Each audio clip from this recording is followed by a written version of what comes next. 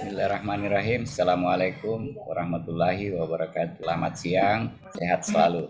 Hari ini kita kembali ke kelompok satu memberikan presentnya berkaitan dengan tugas kelompok ini. Dari Alivia untuk menjadi moderator jalannya perkuliahan ini.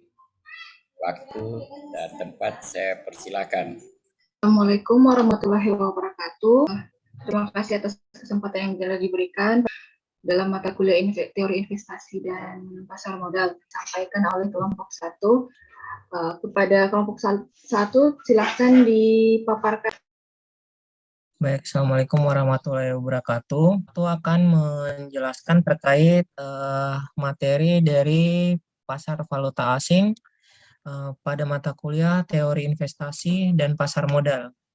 Kami di kelompok 1 ada 3 orang, yaitu saya sendiri, Fitra Ramadan Asfianto, dan yang kedua teman saya Saudari Nur Aisyah, dan yang ketiga Ibu Wilda. Kemudian pokok bahasan kali ini yang kita akan bahas yaitu yang pertama itu pasar valuta asing dan instrumen pengendalian risiko. Kita langsung ke pasar valuta asing. Pengertian pasar valuta asing yaitu valuta asing yang biasa disingkat falas atau dalam bahasa Inggris dikenal sebagai forex atau foreign exchange, yang berarti pertukaran mata uang dari nilai mata uang yang berbeda.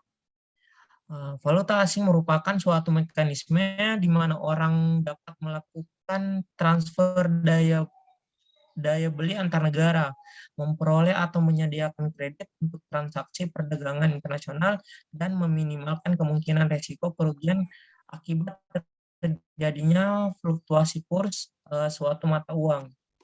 Adapun jenis-jenis transaksi valuta asing, terdapat 2 jenis transaksi, yaitu transaksi spot dan transaksi forward. Di sini transaksi spot merupakan transaksi falas yang biasanya selesai dalam maksimal 2 hari kerja, sedangkan transaksi forward merupakan transaksi falas di mana pengiriman mata uang dilakukan pada suatu tanggal tertentu di masa yang akan datang. Kemudian dalam pasar spot dibedakan menjadi 3 jenis, yaitu cash, di mana pembayaran suatu mata uang dan pengiriman mata uang lain diselesaikan pada hari yang sama. Kemudian TOM, pendidikan dari tomorrow atau besok, di mana pengiriman dilakukan pada hari berikutnya. Kemudian yang ketiga itu spot, di mana pengiriman diselesaikan dalam tempo waktu 48 jam setelah perjanjian dilakukan. Pun jenis-jenis valuta asing, menurut Madura tahun 2000, pasar valuta asing dibedakan menjadi 4 jenis, yaitu pasar spot, pasar forward, pasar currency future, dan pasar currency option. Fungsi dari pasar valuta asing yaitu yang pertama, beberapa fungsi pasar valuta asing dalam membantu lalu lintas pembayaran internasional, yaitu yang pertama, transfer daya beli atau transfer of purchasing power, yang dimana sangat diperlukan terutama dalam perdagangan internasional dan transaksi modal yang biasanya melibatkan pihak-pihak yang tinggal di negara yang memiliki mata uang yang berbeda. Kemudian yang kedua yaitu penyediaan kredit pengiriman barang antar negara dalam perdagangan internasional yang membutuhkan waktu.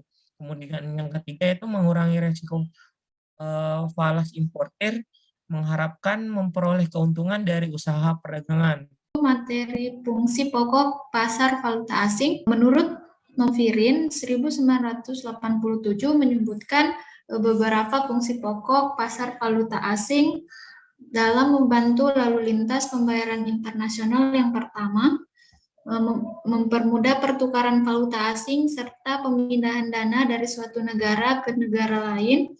Proses penukaran atau pemindahan dana ini dapat dilakukan dengan sistem clearing, seperti halnya yang dilakukan oleh bank-bank serta pedagang. Yang kedua, karena sering terdapat transaksi internasional yang tidak perlu segera diselesaikan pembayaran atau penyerahan barangnya, maka pasar valuta asing di sini memberikan kemudahan untuk dilaksanakannya perjanjian atau kontrak jual beli dengan kredit.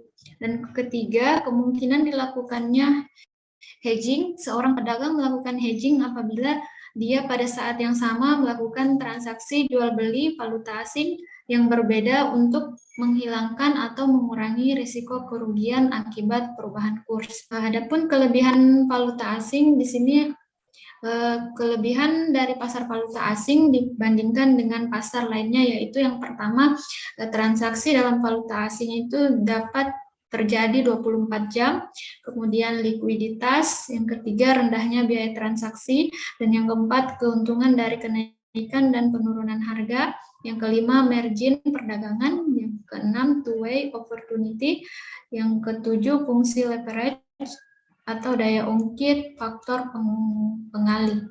Kelemahan pasar valuta asing di sini selain terdapat keuntungan, tentunya dalam pasar valuta asing terdapat juga kelemahan. Yang pertama, ada beberapa resiko yang harus dihadapi. Yang pertama, kurs pertukaran.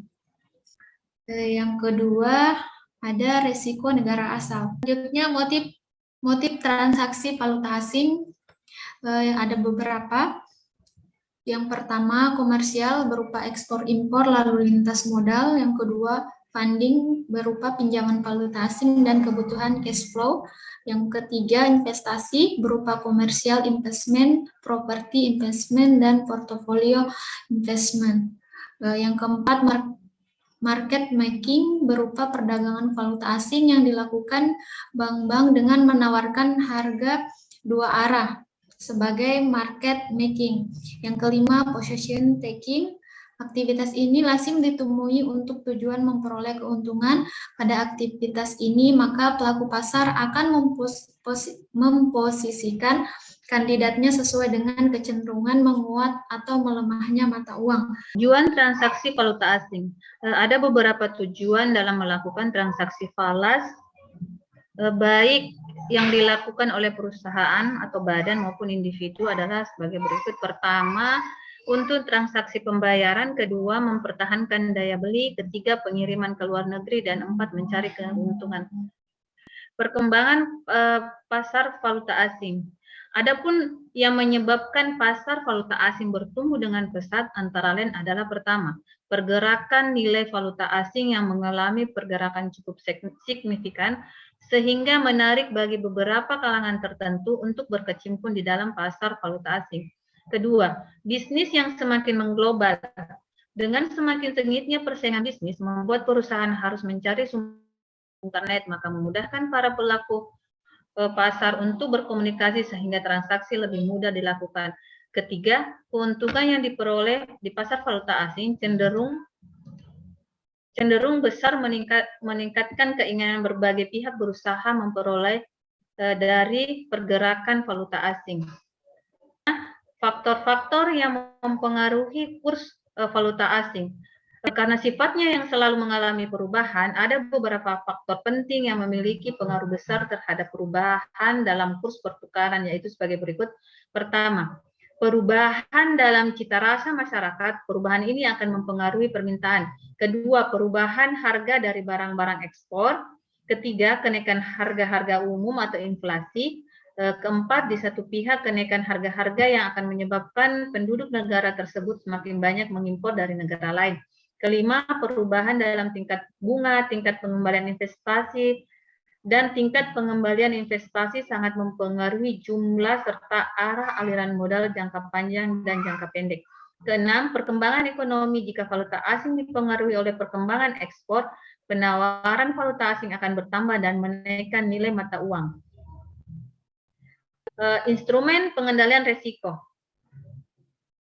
Pengertian pengendalian risiko. Definisi risiko dapat ditafsirkan sebagai bentuk keadaan ketidakpastian tentang suatu keadaan yang akan terjadi nantinya dengan keputusan yang diambil berdasarkan berbagai pertimbangan pada saat ini.